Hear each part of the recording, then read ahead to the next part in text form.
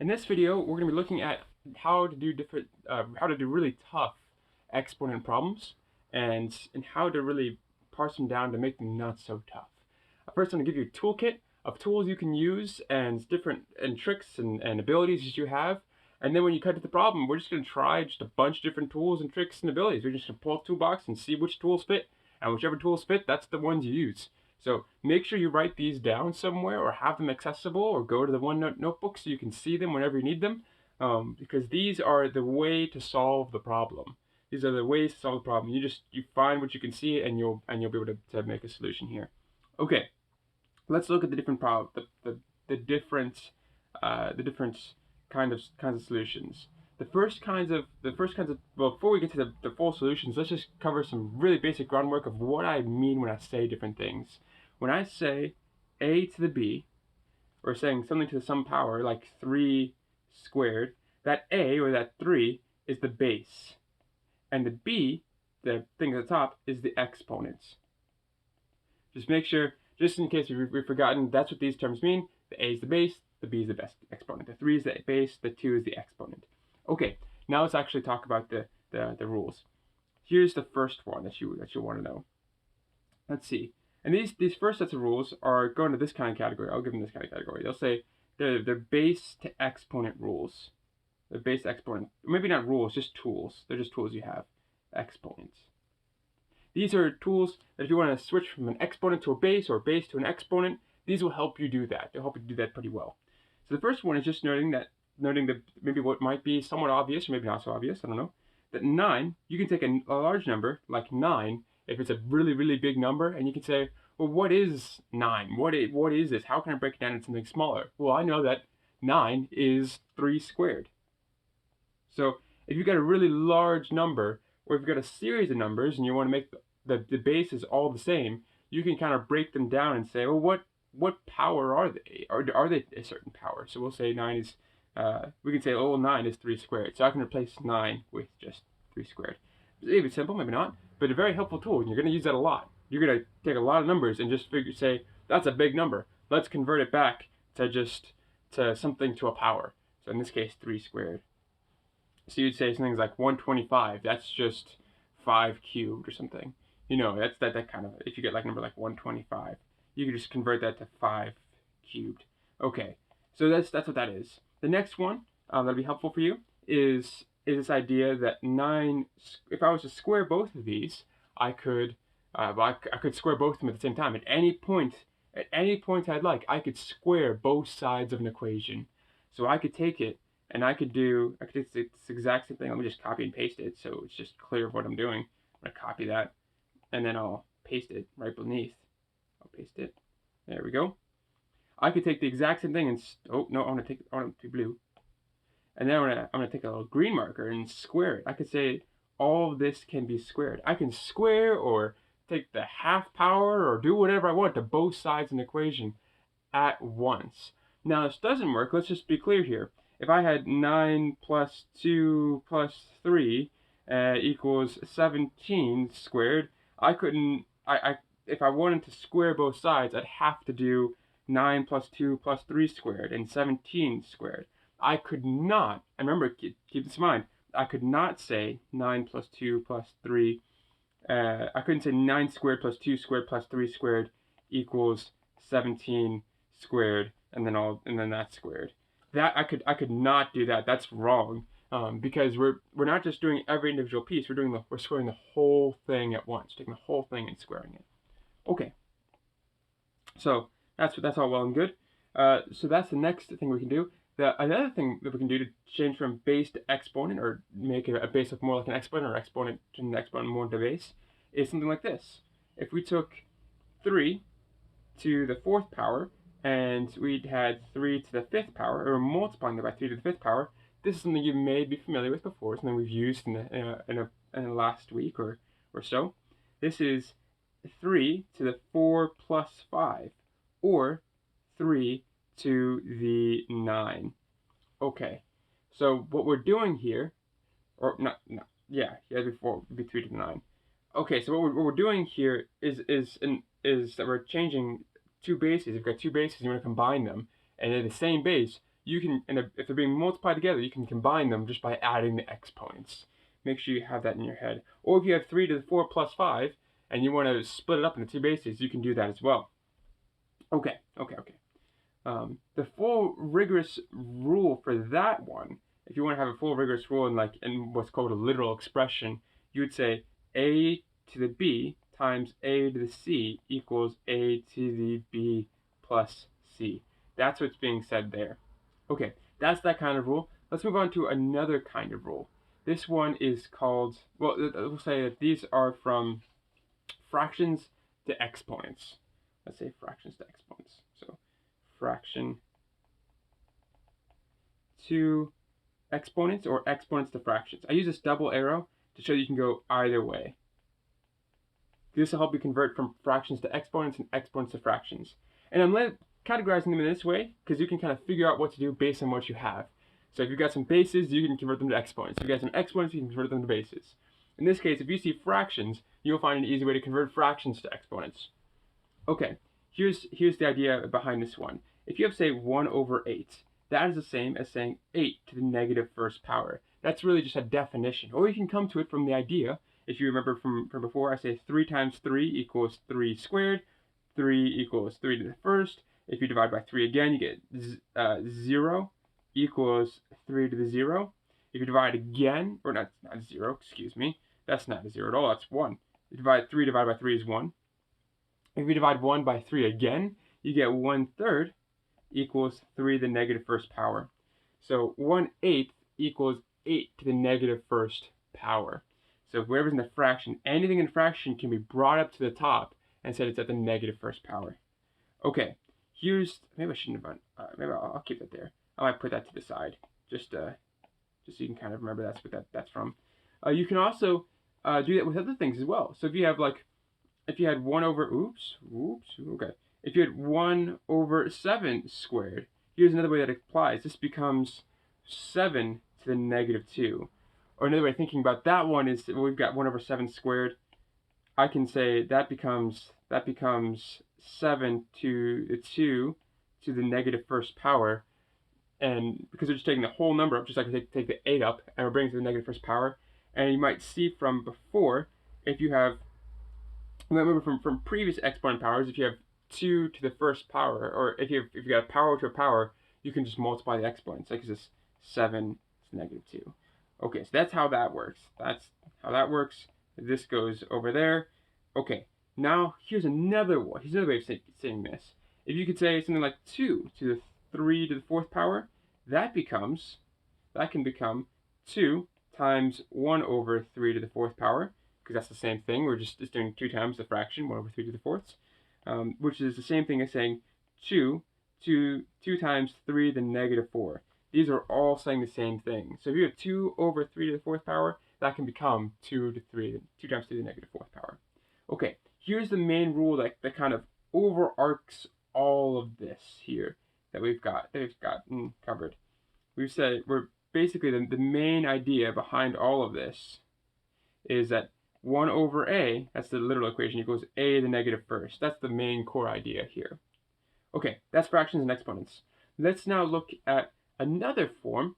Let's say that if you let's say we want to have let's say we have a square root. We want to get rid of a square root, and this is something you might specifically see in an entrance exam. They'll probably want to make sure you know this. I mean, you'll see problems like this definitely. I'm pretty sure you'll see problems like this in an entrance exam, but they'll probably want to make sure you know that this is true here. A square root, converting from a square root to a fraction exponent. Fraction exponent. Exponent. Well, I should say not even just fractional exponent, just say exponent, because I don't want to confuse you more than you want to be. So we can convert from a square root to an exponent. Here's how we do that. If you have, let's say, the cube root of 27, that's the same thing as saying 27 to the 1/3 power. There's a reason why this is, and I don't want to waste your time by going into it because it takes a minute or so to explain. So I'll just leave it there. the cube root of 27 is 27 to the 1/3 power. Another way of saying that, especially if there's no what's called radical here, if there's just nothing there, if you like the square root of 9, then there's an imaginary 2. So that makes this is kind of an imaginary 2 kind of here.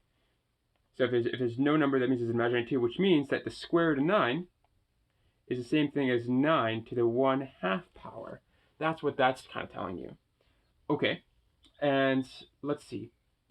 So the major rule behind all of these then is that if you have the a to the b root, that's the same thing as a to the 1/b. That's what we're trying to say here. Okay, that's the square root and exponents kind of conversions we can do there. There's the next thing you might find really helpful is just how to simplify exponents, how to get them so they're a little bit easier to work with. So here's the rule on simplifying.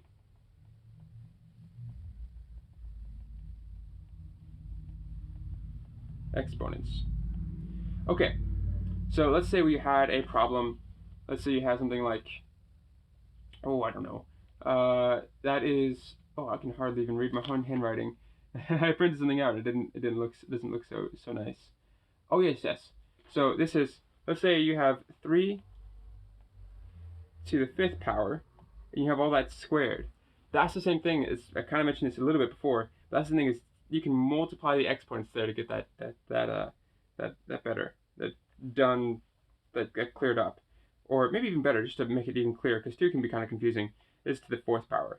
This is the same thing as saying 3 to the 5 times 4, which is the same thing as saying 3 to the 20th power. Okay, so you can multiply exponents. And again, if you're curious as to why it is, go back to a previous video. We kind of covered that there. There's a good explanation there, but I don't want to waste your time with going over it again.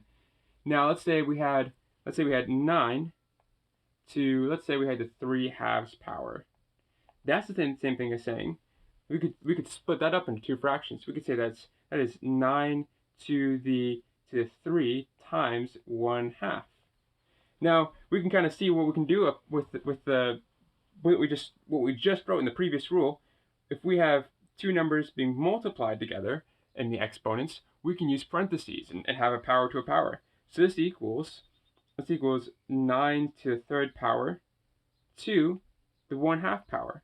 Why is it helpful to do that? Because, well, then we could take 9 cubed and figure out what 9 cubed is, and then we could square root it, because the 1/2 power, as you might see up here, is the same thing as square rooting. So we can kind of do this that step-by-step way. Another way of doing this exact same thing, we could go the other way as well, because the commutative property multiplication. 9 to the 3/2 power also equals 9 to the 2 times, not 2 times, 9 to the 1/2 times 3, which lets us write this. It'll let us write 9 to the 1/2 power cubed. Excuse me. So that really helps too. That means we could just square root 9 and then cube it. Okay, a lot of really great tools there. The general idea, the general rule, literal equation, if you like, is a to the b to the c is the same thing as a to the b times c. That's what we're trying to say here. That's the way to group all of those ideas together. Okay, the next section, and I think this will be the last section. Yeah. Oh, this is a great one. This is what I like to call Thor's hammer. Because if you can get this, if you can use this, it's such a powerful tool. I'm just gonna call it that. It's a Thor's hammer. I love using this rule. I call it that's the name I gave it for eliminating. It eliminates bases. It just, that's actually, make sure we spell eliminate right. Eliminates bases. So it's so helpful because you can just wipe out an entire base with this. So you can say 3, the 2x minus 2x plus 4. If you have 3 to 2x plus 4 equals 3 to the 8th. If you've got something like that, then here's what you can do with it. This whole thing becomes, if you've got things to the same base on both sides of an equation, if you have, and this is not saying that these two things are equal, but if they are equal, if you have an equation, you're given this, you can use Thor's hammer, just wipe it out, wipe out the bases and say 2x plus 4 equals 8. Get rid of the bases. And the reason why is because if you have 3 squared equals 3, if you these are different bases, kind of less confusing. If you had let's say 4 squared equals 4 to the x, then you know, well, that x has to be a 2, because 4 to that 2 has to be 4 to the x. So this would be 2 equals x. You can kind of see that. So you've got an entire equation, the exponent equals, or an entire phrase, 2x plus 4 equals 3 to the 8th. You know that 8 and the 2x plus 4 have to be the same thing. So 2x plus 4 equals 8. And that makes it really easy to solve. That makes it super, super easy to solve. Because now you can just solve this like a normal equation. The other way of writing this is if you have a to the b equals a. Well, actually, let's write this down here. Let's write this on the side so you can see the literal version of this. If you say a to the b equals a to the c, then you can write b equals c. That's the literal equation that you can write there. Okay, so those are the tools. I don't think I've missed anything there. Yeah, those are the tools. Remember, if just like from before, if you ever end up with, let's just maybe put this at the top. If you ever end up with 1 equals 0 and there's no solution.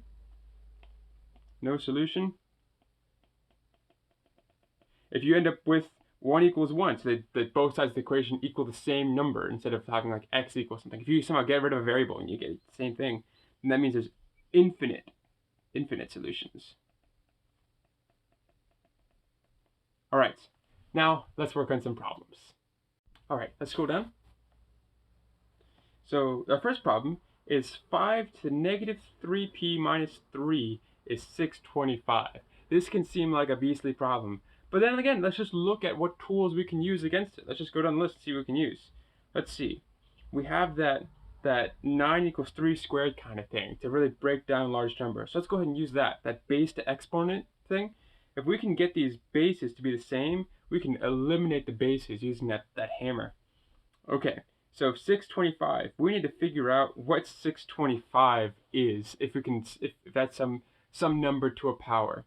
And if you love your 5 power tables, you can know exactly what that is, and you know that's a power of 5. But if you don't know that, it's helpful to do what's called just a factoring tree to kind of see what it's made up of.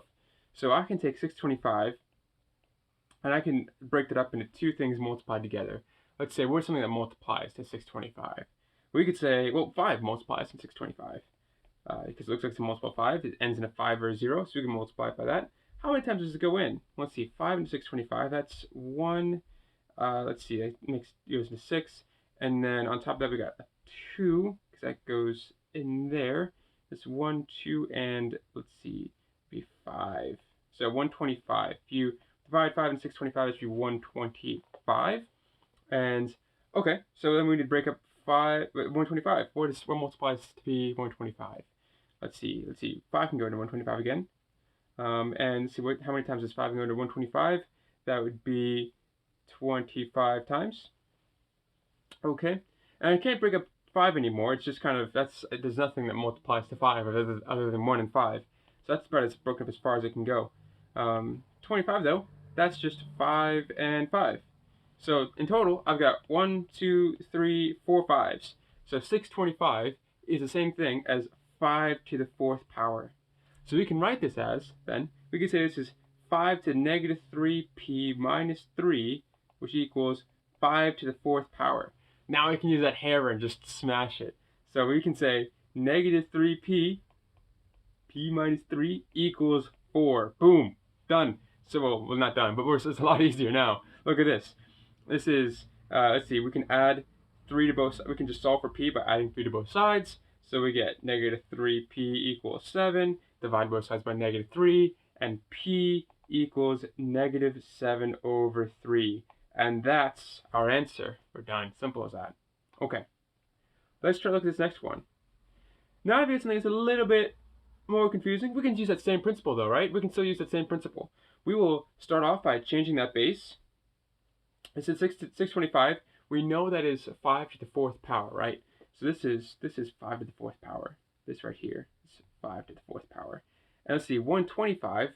Let's see, what is 125? We found it over here in this factoring tree up here. 125 has 3 5s underneath it. So that's 5 to the 3rd power.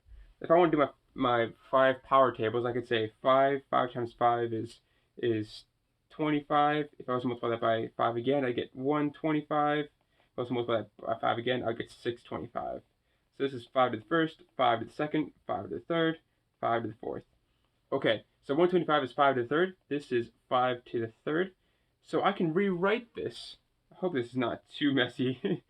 I can rewrite this as 5 to the 4th, 2, and all of that to the negative v, not negative 5, negative v minus 2. And then I can say that equals 5 to the 3rd to the v power. Okay, now I've got something like this. This is a weird thing that's going on here. All the negative v minus 2. We've got a power to a power in 2 situations. Let's see if we can find a way to simplify that and make that a little bit easier. Let's see, we got powers to powers. Oh yes, power to power.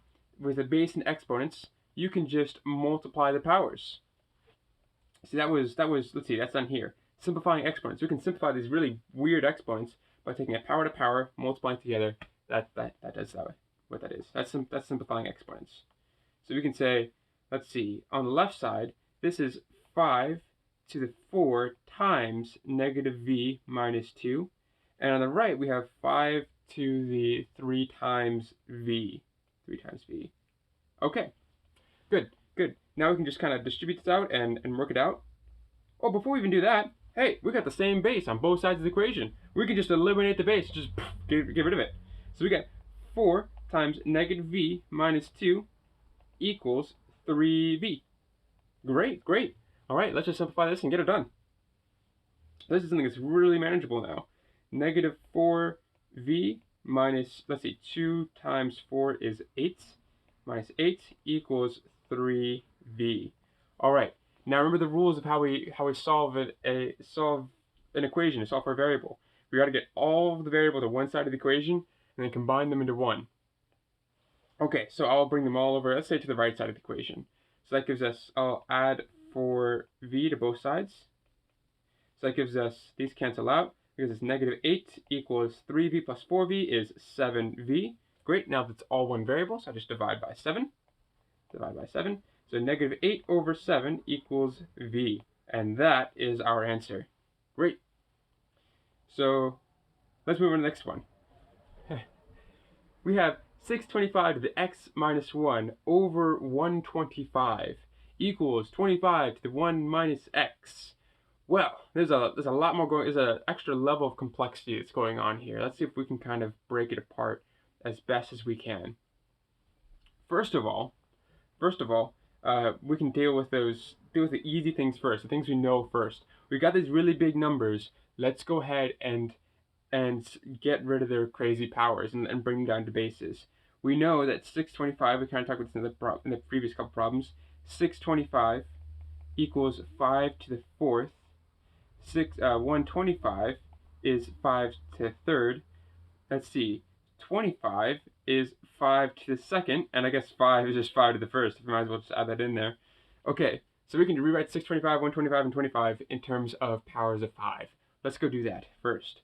So we got 5 to the 4th, to the x minus 1, all that over, let's see, that's 5 to the 3rd. 5 to the 3rd equals 5 squared to the 1 minus x. Not 1 minus x. Here, I wonder what's in my head sometimes.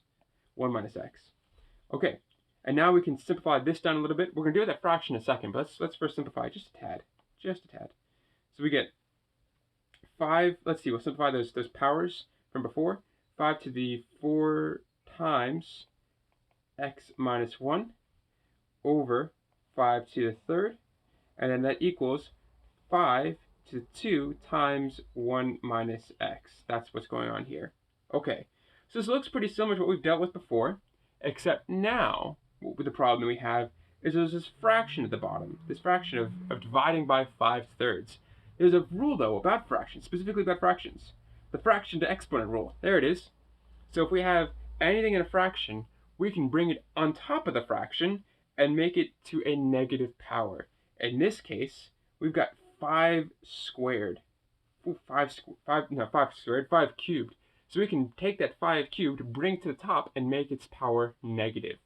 So we have 5 to the 4th times x minus 1. This becomes multiplied by 5 to the negative 3rd. 5 to the negative 3rd. And again, if you're confused, just rewind a bit and you'll find it. Find the reason why that is. Okay, that equals 5 squared to the 1 minus x. Okay, we're almost there. We can't use the hammer yet because we've got to have everything combined. So it's just 1 5 on the left side and 1 5 on the right side. Let's combine these a little bit more. Okay, so if we have these two 5s on the left side, we want to combine them in so we can get rid of it. How do we combine two things that have a like power? There's another rule for that. We go up to this rule bank up here. Let's see, that's right up, I think it's near the beginning. Yeah, so from the bases to exponents, we're trying to simplify bases and trying to convert them to exponents. 3 to the 4th times 3 to the 5th equals 3 to the 4 plus 5. So we can just go ahead and do that. If they're the same base, we can add the exponents as long as they're being multiplied together. So we'll add these exponents. There it is. So we'll take these exponents and add them together. We'll take, because we're multiplying the same base, so 5 to the 4 x minus 1 minus 3. Or we'll say, you could say if you want to be more clear, this is plus a negative 3. And plus a negative 3, that's the same thing as saying minus 3. So it's the same thing as, I can just write minus 3. Oh hey, time's up. I don't know what the timer was for. But it is up. I hope it didn't scare you as much as it scared me. Oh man. Okay, that equals 5 to 2 times 1 minus x. There we go. Okay, now we can go ahead and just simplify. We can use the rule and get rid of the bases. So you have 4 times x minus 1 minus 3.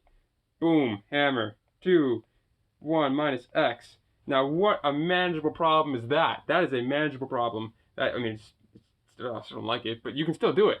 You can do this now. Okay, so now we just multiply these, we distribute this through. So you get 4x minus 4 minus 3 equals 2 minus 2x. All I did is I took the 4 and 2 and distributed them into the parentheses. And now I'm going to move up to the top to save space, to get some more space. So we'll get 4x minus 4 minus 3 equals 2 minus 2x. And you probably saw it from here. This is 4x minus 7 equals 2 minus 2x. Now I want to get all of the x's to one side of the equation. That's really what I'm trying to do here. I need to get all x's to one side of the equation, and then I need to simplify. Right. I need to get all x's to one side of the equation, make them all 1x, and then I need to solve for x.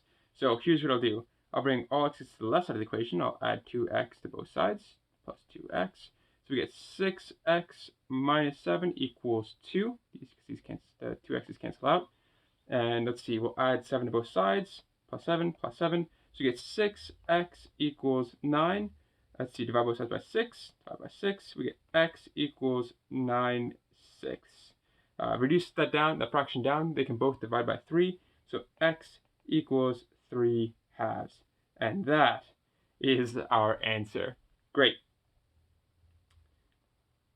So, not the easiest problem, but they're doable. They are doable. Okay, so now I got 243 equals x to the 5 over 3. I'm not even gonna act like I can act all I want to. Let's see. We want to try to find some way to solve this problem. And the biggest thing we need to realize, the biggest thing I want you to notice right here, is that there is a 5 over 3. There's a fraction in the exponent. And we need to figure out some way to solve this. So we can go back up here to figure out how to deal with those fraction exponents. The fractional exponents, they are right up here. Where have they gone? They have gone, here they are. Here they are, yes. Yes? No. Yes, here they are. Yeah, simplifying exponents. One of the rules for simplifying exponents is that 3/2, if you have a fraction exponent, that can be, I can split up into two exponents and then work from there as kind of like exponents. The other thing you want to really realize for a problem like this is just this fact up here that you can take any equation and square or third or take the 1/3 power or anything of both sides of the equation. So we're going to remember both those rules as we walk into this. Both those rules. That this x can be, so we have 243. We can split this x up into two separate things. It's a little bit more manageable. Let's do that. So let's say this is x to the 1/3 power to the 5th power. In other words, what I kind of did here, if you want it more fully explained, is x to the 1/3 times 5. And 1/3 times 5, if that, we can use that multiplication power, make 243 equals x to the 1/3 and all that to the 5th power. Okay, so that's kind of what we did. That's kind of all I'm doing here.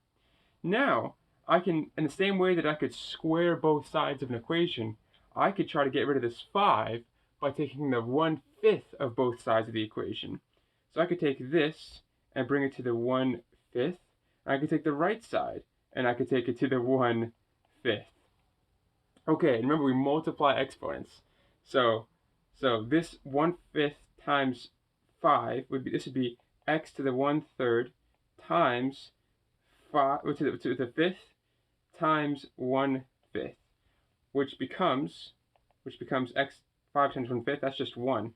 So x to the 1/3 to the 1st power. Anything to the 1st power is just itself. So this on the right side just becomes x to the 1/3 power. Okay, how about the left side?